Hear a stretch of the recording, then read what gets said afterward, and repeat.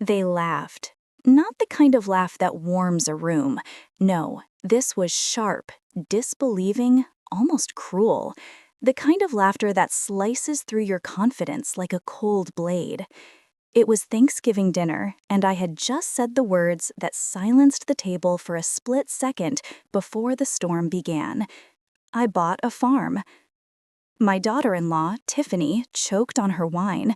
My son, Marcus, tried to hold back his grin but failed. Even my little granddaughter looked up from her mashed potatoes with a puzzled expression, as if wondering why Grandma would say something so strange. "A farm, Mama?" Marcus finally said, leaning back in his chair. "You mean like chickens and cows? You?" The laughter erupted again. I smiled, not because it was funny, but because I had expected it. I had always been City Clara, the woman who wore tailored suits, spoke at community boards, and never left her house without lipstick. Farming didn't fit into their image of me.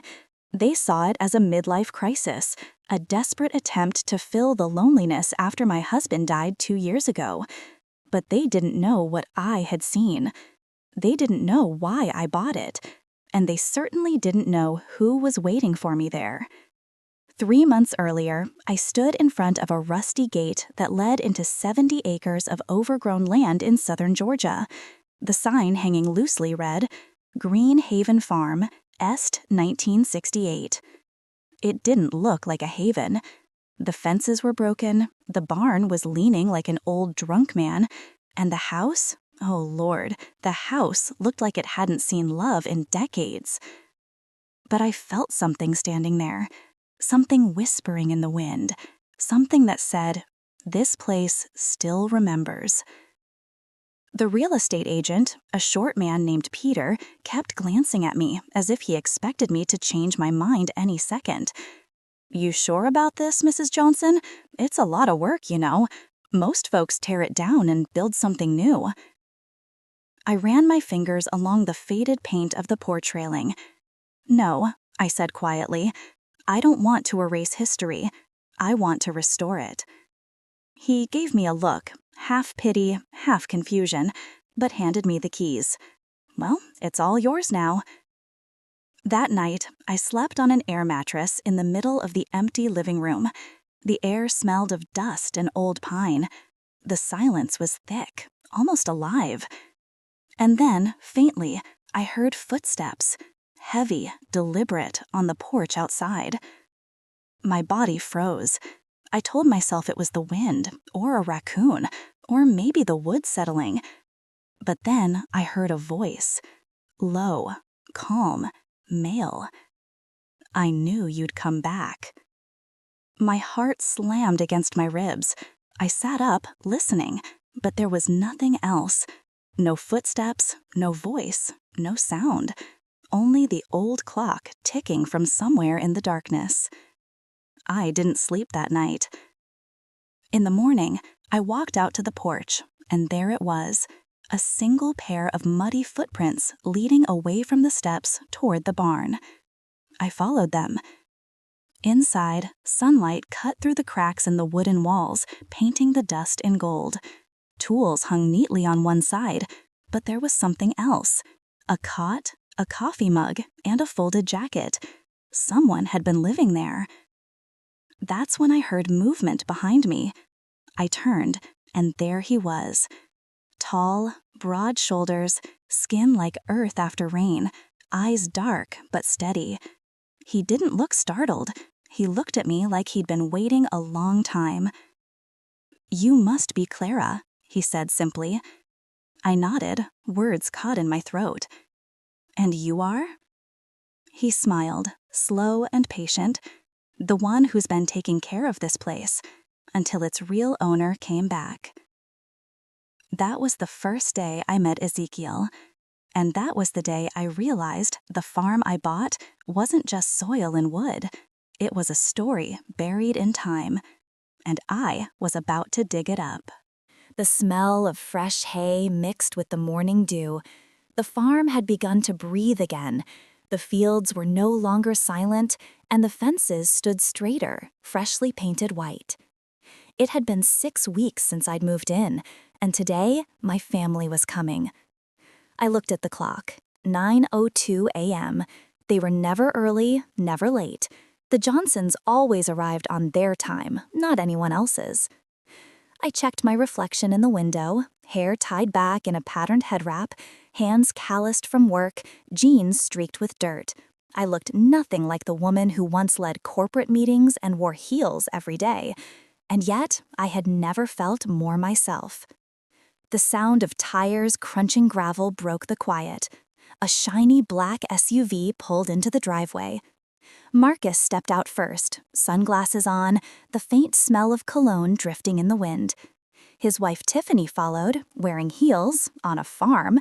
My granddaughter, little Olivia, trailed behind, holding a tablet, filming everything like it was a strange safari. "Wow," Tiffany said, wrinkling her nose. "So this is the famous farm?" "Greenhaven," I corrected gently. She tilted her head. "It's big." Then, under her breath, "and dusty." Marcus looked around, trying to be polite.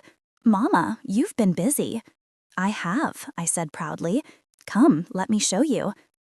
As we walked past the barn, Ezekiel appeared. He was carrying a bucket of feed, sleeves rolled up, sweat glistening on his arms. His movements were slow, deliberate, the kind of grace that comes from hard work. Tiffany's eyebrows lifted. "And who is this?" "This is Ezekiel," I said. "He helps me with the land." Ezekiel nodded politely. "Ma'am, sir." Marcus gave a cautious smile. "Nice to meet you." Tiffany, however, looked at him like she was trying to figure out a puzzle she didn't like. Olivia whispered, "Grandma, is he your boyfriend?" Tiffany gasped. Ezekiel chuckled softly. "No, little one, just a friend." But his eyes met mine, steady, knowing, and for a brief moment I felt something unspoken pass between us, a quiet understanding. We toured the fields. I showed them the greenhouse I had built, the small patch of vegetables sprouting from the ground. Marcus seemed impressed, despite himself. Tiffany, not so much. "Mama, you really do all this yourself?" "With Ezekiel's help, yes." "Why, though?" she asked. "You worked your whole life to get away from this kind of labor." I stopped and turned to her. "Because working with your hands reminds you what you're made of. Out here, there's no pretending." Her expression softened slightly, but only for a moment. We sat on the porch later, drinking sweet tea. The air buzzed with cicadas. Marcus finally asked, "Are you happy, Mama? Really happy?" I looked out over the fields, the sun turning everything gold. "Yes, baby, for the first time in years." He didn't laugh this time. He just nodded. Then Ezekiel stepped up to the porch, his voice calm. "Miss Clara, the east fence is fixed. You can see the horses running free again." I smiled. "Thank you, Ezekiel." Tiffany's eyes followed him, then flicked to me. There was something like suspicion there, or maybe fear. She wasn't used to seeing me like this, in control, strong, peaceful. For the first time, I realized their laughter had never been about the farm. It was about me changing.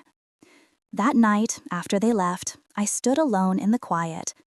The wind whispered through the trees, and I thought about how far I'd come and how far I still had to go. Then, from the barn, I heard Ezekiel's voice. "Clara, you did well today. They saw the woman you really are." I smiled to myself. Not yet, Ezekiel, but they will. The week after their visit, the farm felt quieter, but not peaceful. The air seemed heavier, like the calm before a storm. I had thought that showing them my world would bridge the gap between us. Instead, I could feel it widening. Marcus stopped calling as often, and Tiffany, well, she started talking.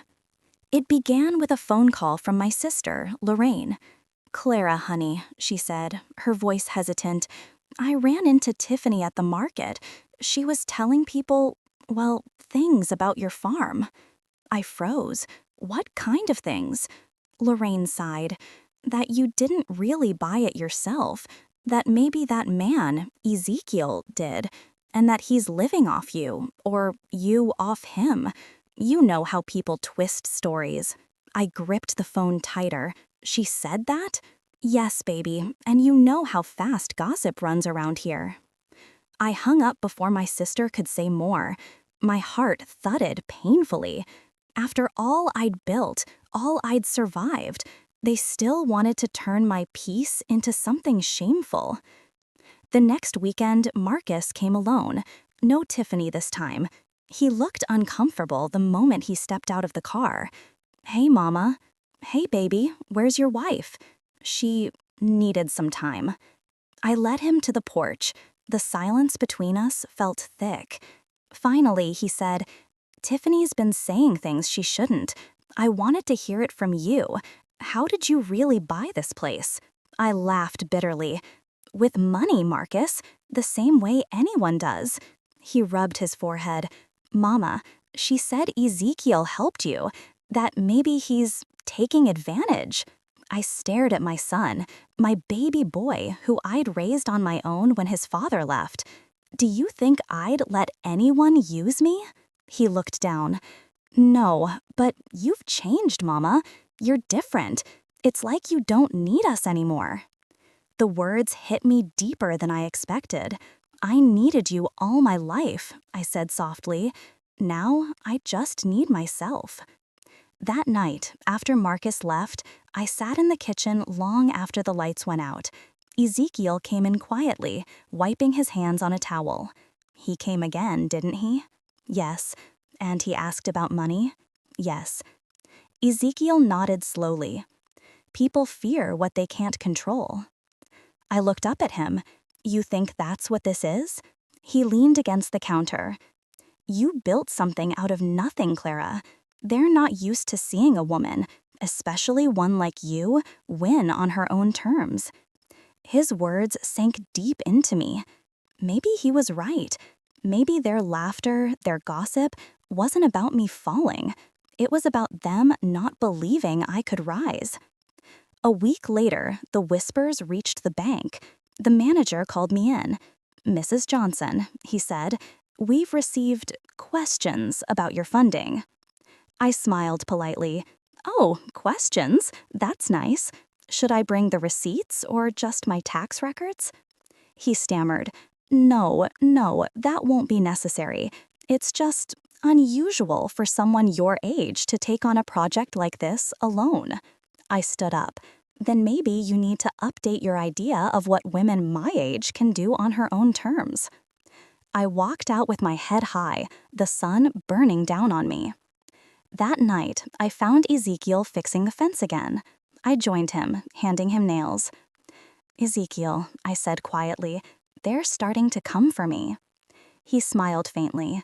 Then you must be doing something right. We worked in silence as the fireflies began to glow, and for the first time, I didn't feel angry. I felt powerful, because every rumor they spread reminded me I was finally living a life they couldn't define. A week later, the whispers reached the bank. The manager called me in. Mrs. Johnson, we've received questions about your funding. I smiled politely. Oh, questions? That's nice. Should I bring the receipts or just my tax records? He stammered. No, that won't be necessary. It's just unusual for someone your age to take on a project like this alone. I stood up. Then maybe you need to update your idea of what women my age can do. I walked out with my head high, the sun burning down on me. That night, I found Ezekiel fixing the fence again. I joined him, handing him mails. Ezekiel, I said quietly, they're starting to come for me. He smiled faintly. Then you must be doing something right. We worked in silence as the fireflies began to glow, and for the first time, I didn't feel angry. I felt powerful, because every rumor they spread reminded me I was finally living a life they couldn't define. It started with one post. A simple picture Tiffany uploaded on social media, me standing in front of the barn, smiling proudly, captioned, My mother-in-law says she built all this alone. You believe her? The comments came fast. Some laughed, some said it was cute that an old woman thought she could run a farm. Others wondered what the man in the background, Ezekiel, was really doing there. By the end of the week, my name was trending in our small corner of the internet. At first, I tried to ignore it, but one morning, I walked into town for supplies and noticed how people stared. Whispers floated behind my back. That's her, the woman from the Post. When I got home, Ezekiel was waiting on the porch, phone in hand. "You've seen it?" he asked. "I felt it," I said. He looked at me, concern softening his face. "You want me to take it down?" I shook my head. No, let them talk. That evening, I sat at the old oak desk in my living room. I opened my laptop and began typing. My name is Clara Johnson. I'm 58 years old. I built this farm with my own 2 hands after losing a husband, a house, and nearly my mind. If you think that makes me a joke, fine.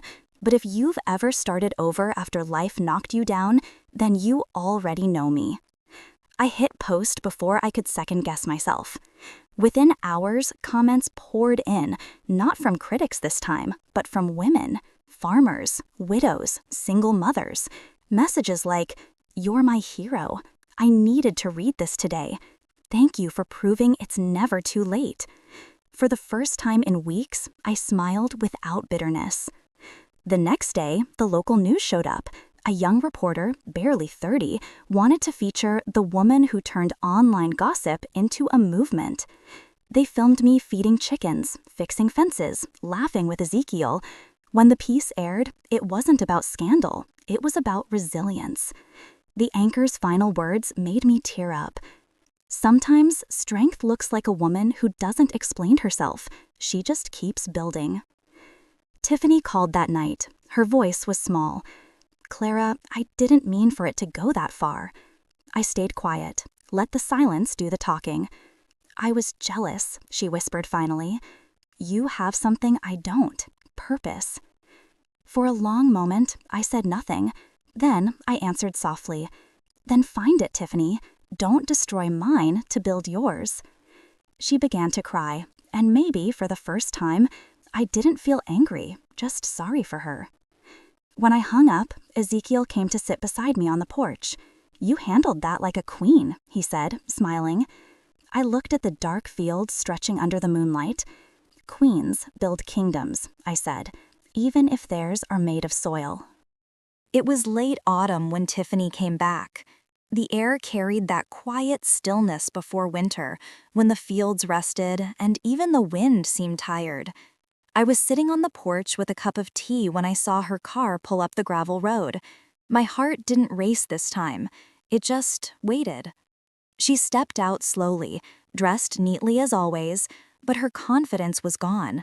I could see it in her shoulders, a kind of humbled weight that comes only after truth finally settles in. "Hi, Clara," she said softly. I nodded. "You found your way." She smiled, nervous. "I wasn't sure you'd want to see me." "I wasn't sure either," I admitted. Inside, I poured her some tea. For a few minutes, we sat in silence. The ticking clock sounded louder than usual. Then she whispered, "I hurt you." I looked at her, really looked. Her eyes were red, her hands trembling slightly. "Yes," I said, "you did, but you didn't break me." Tears spilled down her cheeks. "I was so angry, Clara. You made everything look easy, and I was drowning. I wanted you to fall, just once, so I wouldn't feel so small." I let the words hang between us. Painful, honest words always need space to breathe. After a long pause, I said, "Falling isn't the opposite of strength, Tiffany.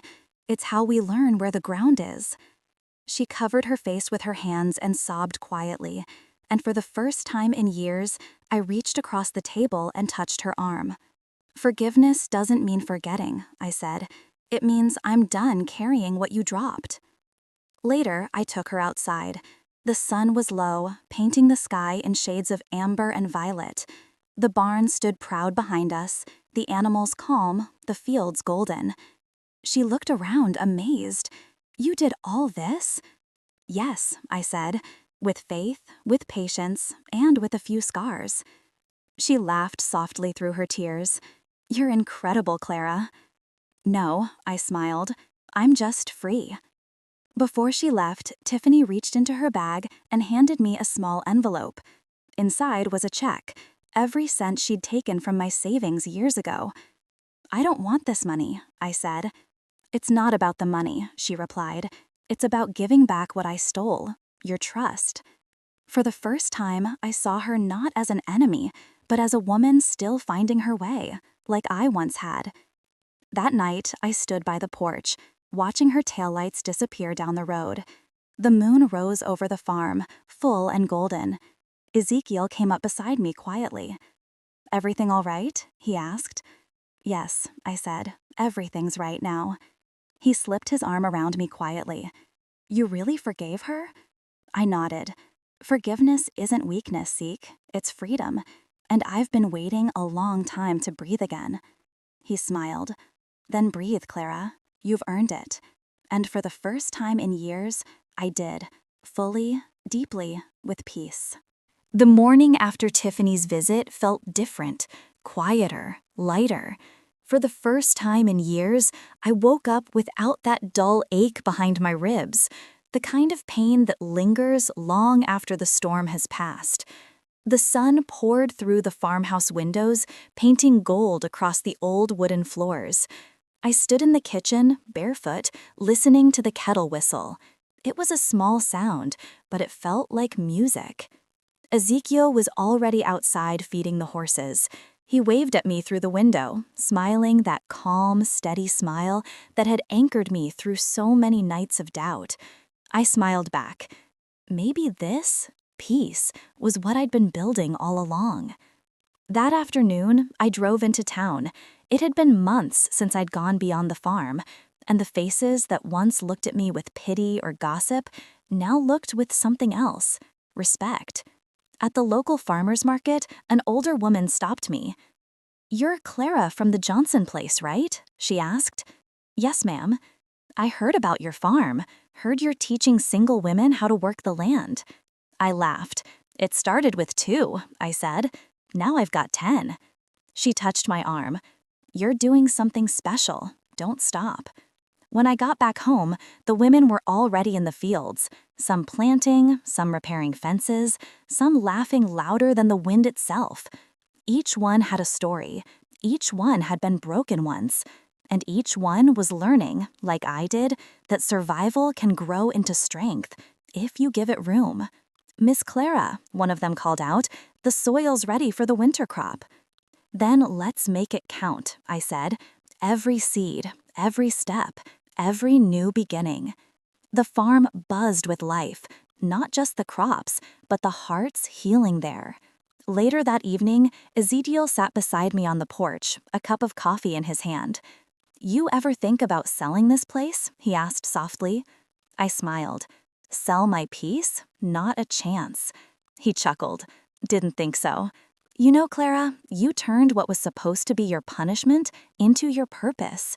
I looked out at the land, stretching before us. The same land that had once been just a dream, then a lifeline, and now, home. "This place saved me," I said. "Now it's saving others." That night, I pulled out an old photo album. The first picture was of me and my ex-husband, Marcus, standing in front of our city house, all smiles, fake and polished. The next photo was the farm, wild and untamed, the first day I bought it. The last one was today, me surrounded by women who now called this place hope. I closed the book and whispered, "Thank you, God, for every ending that led me here." The next morning, I hung a new sign at the gate. It read, "Roots and Wings Farm, for every woman who thought she couldn't until she did." As the wind lifted the edges of the sign, I smiled, because for the first time in my life, I wasn't running from pain. I was growing from it. And maybe that's what freedom truly means. The phone rang just after sunrise. I was sipping my coffee, half lost in the rhythm of the rain tapping against the farmhouse windows. Miss Clara Johnson? A crisp, energetic voice came through. Yes, this is she. This is the Morning View Show on Channel 9. We'd love to feature your story, your farm, your mission, your women. America needs to hear this. For a second, I thought it was a prank. Me? On national television? I laughed nervously. You sure you've got the right Clara? The woman chuckled. We've seen the news clip from the county fair. The woman who turned a bankrupt farm into a refuge for others. That's you, right? I swallowed hard. That's me. 2 weeks later, the cameras rolled up the gravel road leading to Roots and Wings Farm. They came with microphones, bright lights, and city shoes that sank into the mud. The producer, a young man in a designer jacket, looked around, amazed. So this is where the magic happens, he said, stepping over a chicken. Magic? I smiled. No, honey, this is hard work, sweat, and prayer. They filmed me walking through the fields, teaching the women how to rotate crops, how to keep books, how to sell produce directly to restaurants. They captured the laughter during lunch breaks, the quiet tears of one woman holding her first paycheck, the sound of the wind moving through endless rows of sunflowers. When the interview started, the reporter leaned in. Clara, your family laughed when you said you were buying a farm. What made you go through with it anyway? I looked straight into the camera. Because I was done asking for permission to be strong, I said. They thought I'd bought dirt, but what I really bought was freedom, and I built a family on top of it. The episode aired a week later. Within hours, the phone wouldn't stop ringing. Sponsors wanted to donate equipment. Nonprofits offered grants. Women from across the country called asking if they could come learn.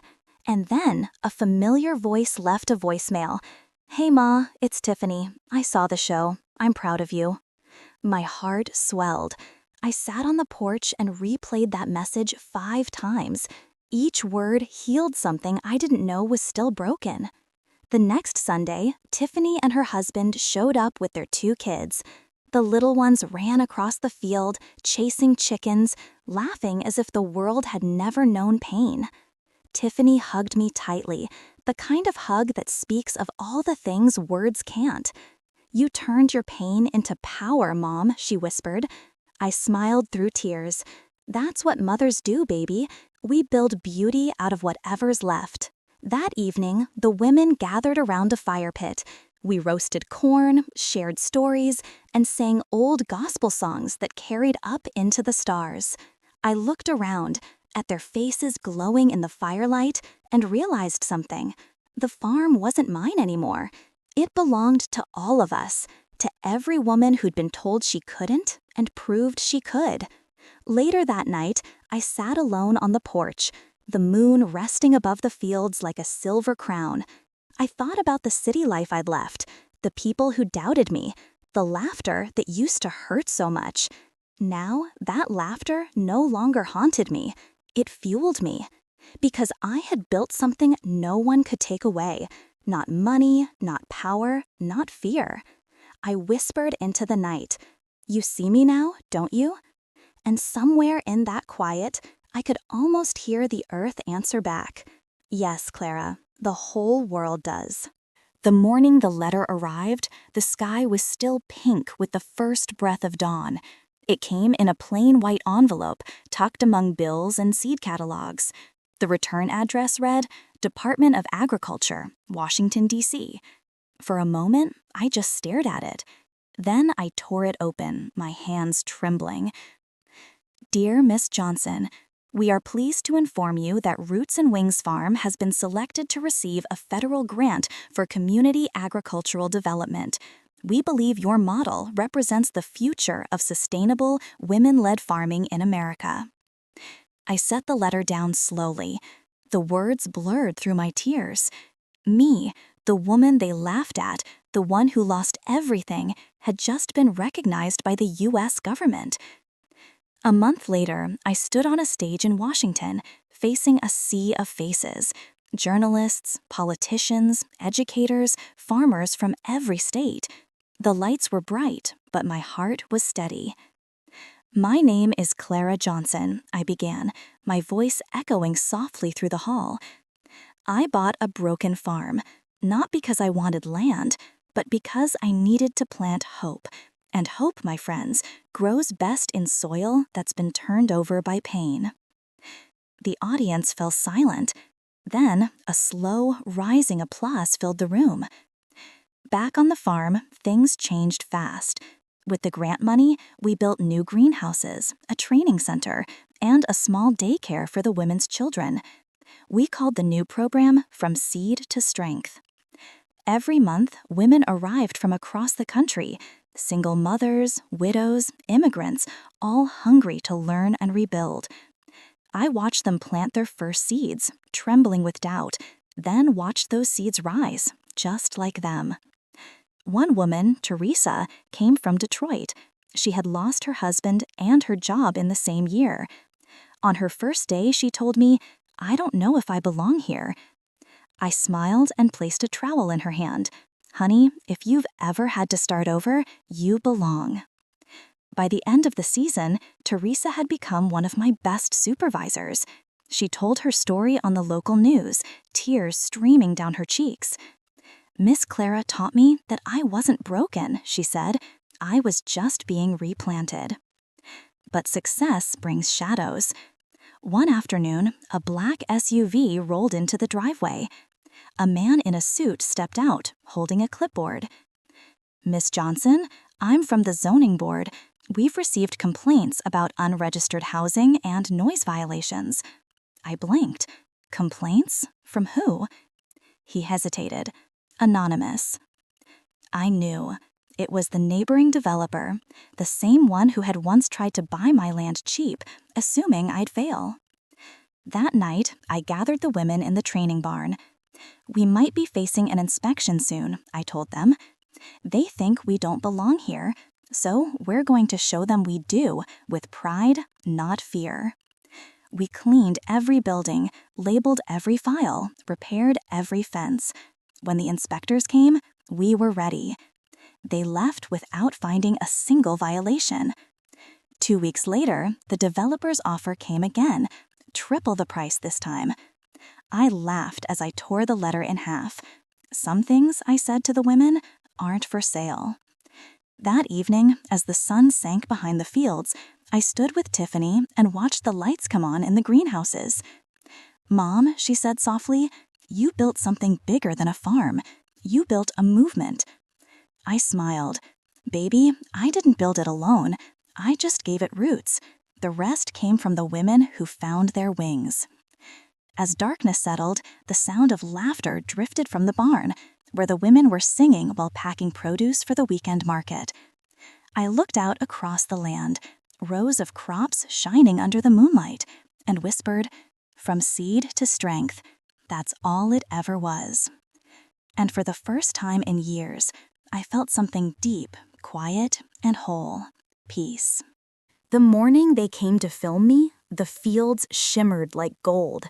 A film crew, young, energetic, all city polish and bright sneakers, spilled out of their vans with cameras and clipboards, their voices mixing with the sound of wind over the corn. "Miss Clara," the director said, shaking my hand, "we're calling the documentary Roots, the Woman Who Grew Hope. You're an inspiration." I smiled politely. "Honey, inspiration's just what grows after you survive enough storms." They laughed. But inside, something heavy stirred, because I knew people loved a comeback story. They just didn't know what it cost. For 2 weeks, they followed me everywhere, from sunrise harvests to late-night meetings with the women in the co-op. They filmed my hands brushing the soil, my laughter with Tiffany, my quiet prayers in the barn. But what they didn't film, what no one could, was the silence that came after they left each night. The long hours when the farm was still, and I sat by the window, remembering how it all began, and who wasn't there to see it now. Sometimes I still thought of Marcus. Not with anger, not anymore, just with that strange ache that comes from remembering someone you once built a life with, even after that life burned down. The film premiered 6 months later at a small independent theater in Atlanta. They invited me to walk the red carpet. Tiffany insisted I wear a sleek emerald green dress and heels that made my knees protest. "You look powerful," she said, smiling. When the lights dimmed and the first image appeared, me, kneeling in the dirt, planting seeds, the audience went quiet. Then came the interviews, the laughter, the tears, the triumph. And finally, my closing words echoed across the screen. "I didn't buy a farm to escape my past. I bought it to plant a future for women like me who were told their best years were behind them." The crowd rose to their feet. Tiffany's hand found mine, squeezing. For a moment, the applause felt like sunlight, warm, endless. But after the film came fame. And fame, I learned, has its own kind of frost. Reporters called daily, donors wanted photos, interviews, partnerships. Some of the women began to whisper that Clara was changing, that the cameras had gone to her head. One night, Teresa, the woman from Detroit, confronted me in the kitchen. "You said this farm was for us, Miss Clara, but lately it feels like it's all about you." Her words hit harder than I expected. "Teresa, I haven't changed." She cut me off. "You've been gone for 3 weeks filming and giving speeches. We're still here, working double shifts." I stood silent, feeling the sting of truth under her anger. That night, I couldn't sleep. The moonlight fell across the photo wall, snapshots of every woman who had ever worked the farm. Their faces, tired, fierce, proud, looked back at me. I whispered, "Lord, don't let me forget why I started." The next morning, I canceled all my speaking engagements for the next 3 months. Instead, I spent my days in the fields again, shoulder to shoulder with the women, pulling weeds, fixing fences, laughing till my back hurt.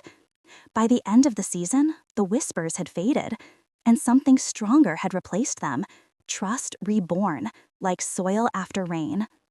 When the documentary won an award the following year, I didn't go to the ceremony. Instead, I hosted a dinner in the barn for my crew. We ate collard greens, cornbread, and sweet tea by candlelight. Tiffany looked around the table and said, "You turned pain into purpose, Mama, but what you really did was make a family." I reached over and touched her hand. "No, baby," I said softly. "We made a family." Later that night, when everyone was gone, I walked to the far edge of the field. The stars were sharp against the black sky, and the wind smelled of earth and promise. I thought about the cameras, the lights, the applause, and how none of it mattered compared to this, the hum of life growing quietly in the dark. "The world can keep its spotlight," I whispered. "My light's right here." The farmhouse windows glowed warm behind me, and I felt not famous, not powerful, but rooted. And that, I realized, was more than enough. The morning sun painted the farmhouse in gold. The air carried the scent of wet soil and magnolias, the kind of morning Clara used to dream about when life still felt too heavy to breathe through. At 60 years old, Clara moved slower, but with purpose. Her hands bore the story of decades, every wrinkle a memory, every scar a seed of something that had once grown from pain. The farm had changed over the years. Now there were more cabins, a training center, and a greenhouse named after the first woman who ever trusted her enough to stay, Teresa's greenhouse. They grew herbs, vegetables, and something else, second chances. Every Saturday morning, Clara gathered the young women, some fresh out of high school, some fresh out of heartbreak, under the big oak tree by the pond.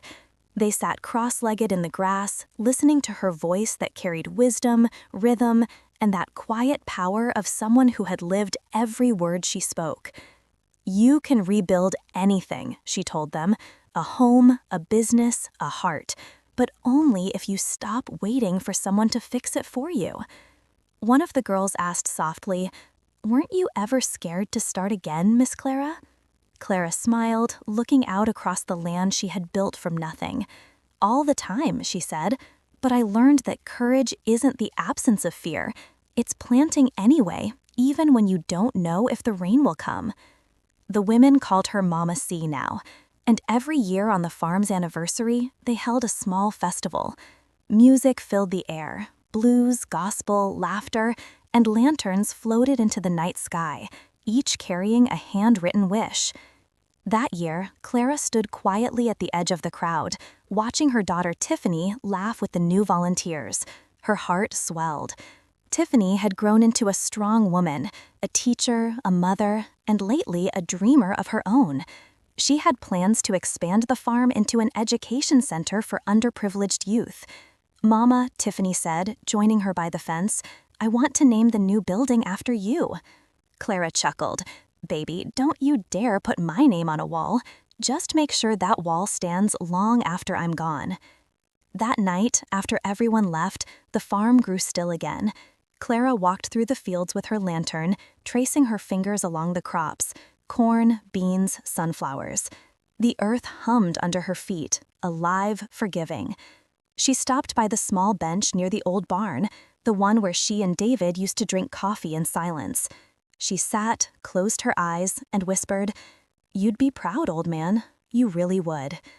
For the first time in years, she didn't feel the ache of loneliness, only peace. Months later, Clara received a letter from a publishing house. They wanted to turn her life into a book, The Farm That Healed Me. She agreed, but only if she could write it herself. And she did. Each night, she sat by her window, typing with slow, steady hands. Her story wasn't just about survival, it was about transformation. It was about a woman who had been betrayed, broken, laughed at, and still grew something beautiful from the ruins.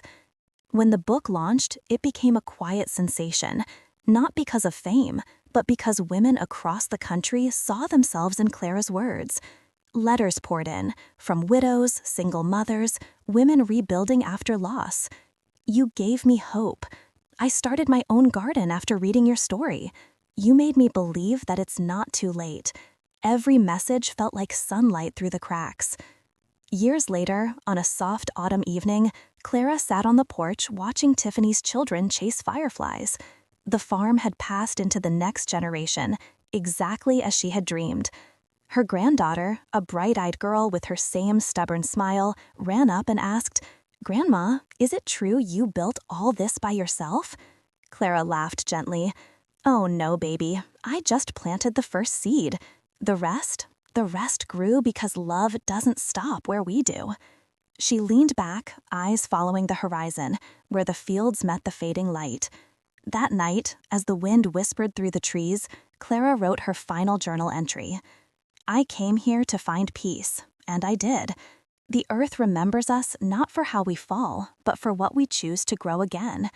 And if this farm stands tomorrow, let it remind the world, a woman's strength isn't in what she endures, it's in what she creates after." The next morning, Tiffany found her mother asleep in her rocking chair, a faint smile on her lips.